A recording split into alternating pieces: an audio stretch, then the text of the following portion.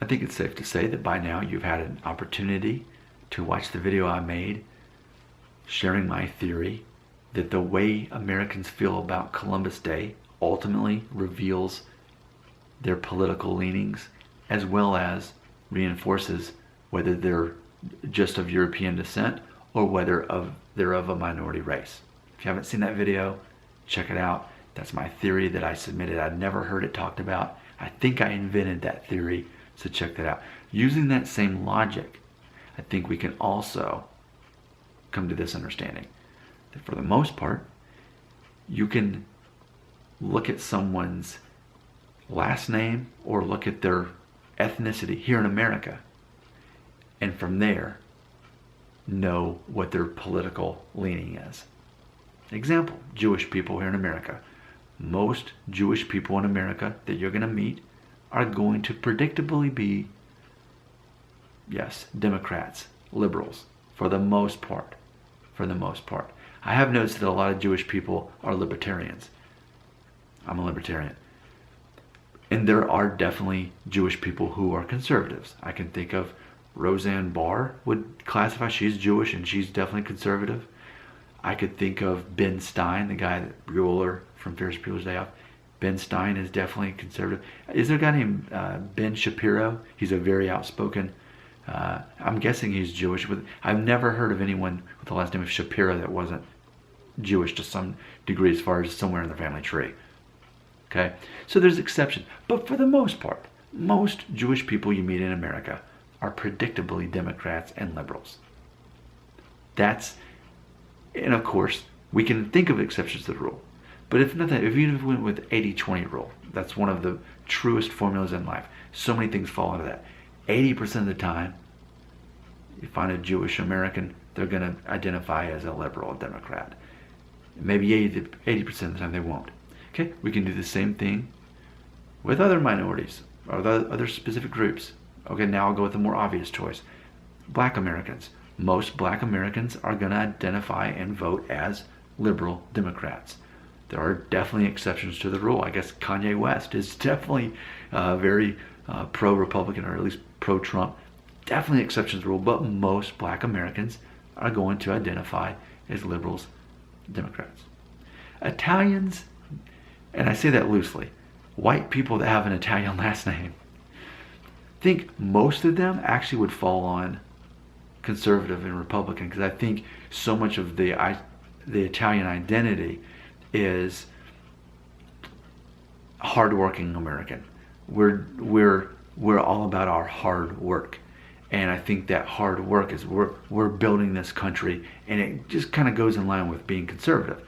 With that being said, we could probably think of people who are Italian and Italian descent, and they're some of the most outspoken liberals. But for the most part, the Italian Americans that you're not going to see on TV, the ones that are not movie stars and rock stars or whatever it is, because Italian Americans end up on stage. Have you noticed that? Italian Americans end up being performers and writers and artists, whereas Jewish people often tend to be the people behind them writing the songs. There's a lot of songwriters with Shapiro as a last name. They're Jewish, and then they're writing for Italian American performers. Lady Gaga being an Italian American. Madonna, Italian American. There's a lot of Italian Americans on stage, but Jewish people tend not to be the famous singers. They tend to be the famous writers and behind the scenes manage it and making the money. So, and I've talked about that before, and I don't, that's, I know it's a cliche or a stereotype or it's politically incorrect, but there's a reason for that with Jewish people. Because of a history of them having to move all the time, they had to find ways to be able to make money and manage money in a way that they weren't tied down to a certain city or state or country, wherever it was. Now that's not a coincidence. I wrote a term paper. That was my last term paper I wrote in college as an English major, was actually about that. So I'm not just saying that as a cliche. Like I think it was like a 12-page paper I wrote about this. Okay, so on the other hand, if you see a white person, and let's give them a very common last name, Smith, Jones, Williamson, right? Anderson, McKinley. I'm a white person with a last name that's going to take us back to England or Scotland or Ireland. that person is more likely to be Republican. If they're white and they have a last name like that, they're more likely to be Republican. I'm saying, and we can go on and on with these examples, but ultimately, there's something to be said of that.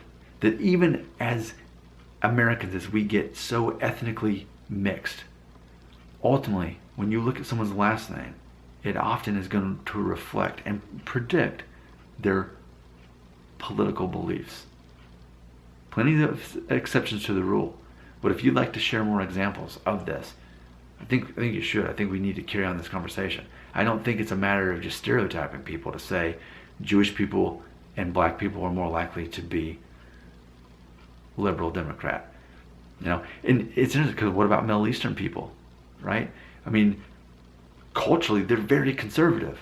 And you would think that they would vote that way. Well, I don't know, because then we've got Trump, who was all against, had the Muslim ban and all that. So, well, where are they going to stand on that?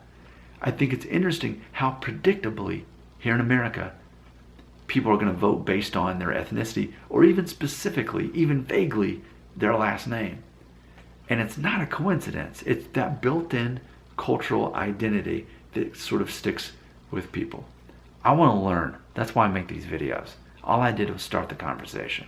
It's your job to take it from here so that we can learn and have these open conversations that you couldn't have in the real world.